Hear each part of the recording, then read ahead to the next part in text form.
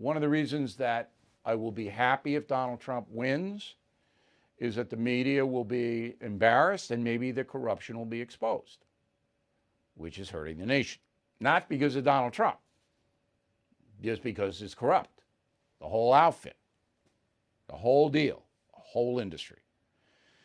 So there were attacks on Donald Trump, as you would imagine there would be in the last weekend of the campaign. First, Barack Obama. Go.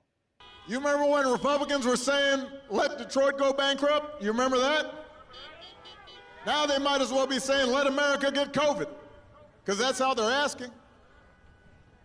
If Trump were focused on COVID from the beginning, cases wouldn't be reaching new record highs across the country. Okay, so COVID, obviously the Democrats are seizing on it, and that was in Flint, Michigan. So on TV, Lester Holt, he's the primary anchorman at NBC News. He did this story. Roll it. Now to concerns over how difficult it can be for some to vote. We spoke with a man who's been pushing to expand voting rights for 60 years. Our Cynthia McFadden asked how worried is he about voter suppression. Tonight, a question. Do all eligible voters, regardless of their race, have an equal shot at casting their ballots?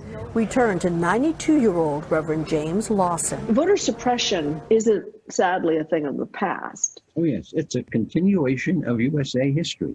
Reverend Lawson says long lines, ID requirements, the purge of voter lists, and reduced access to ballot drop boxes makes voting harder than it should be, especially for people of color. It's a form of racism. I don't understand any of that. Okay, ID, that's onerous to show an ID when you vote so they know that you're not unregistered? That's onerous, okay?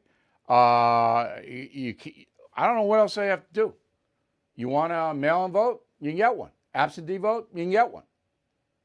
I don't get it. Voter suppression? How is that happening anywhere? All right, they take dead people and people who moved out of state off the list. That's what they do. If you haven't voted for 10 years or 15 years, they take you off the list because they figure you're not there anymore. That's suppression.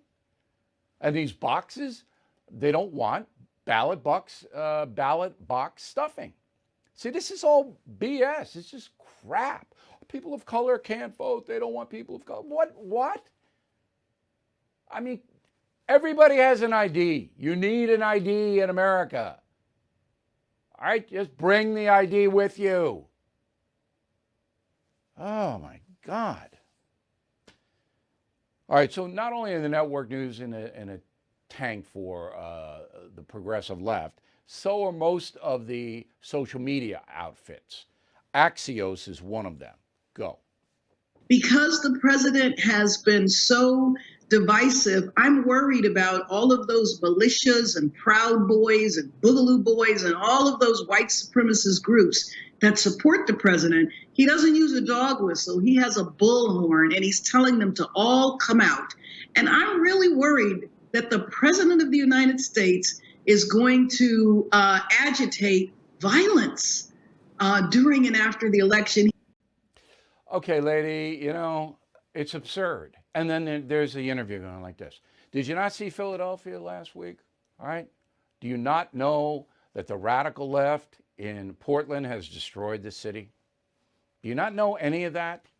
All right. Town after town after town. Who's burning and looting? The Proud Boys, the far right? No, it's not. They're not doing it. And this is the kind of crap that just goes out all the time. Boston Globe radical left paper, a columnist named Renee Graham, who was also the pop culture correspondent for the radio station WBUR, which is broadcast from Boston University, my alma mater, and I know it very well. So Renee Graham, she's a columnist about the Globe, and she writes about politics, but she's the pop culture person too. Very, very versatile, all right? She says, quote, on a full screen, there's no difference between Trump supporters and ISIS. Okay, see the difference? Me neither, says Graham. So anybody who votes for Trump, they're just like ISIS. This is the Boston Globe. This gets into the paper. Hey, Bill O'Reilly here. As you all know, the dollar is at a 10-year low, and November could spell real trouble.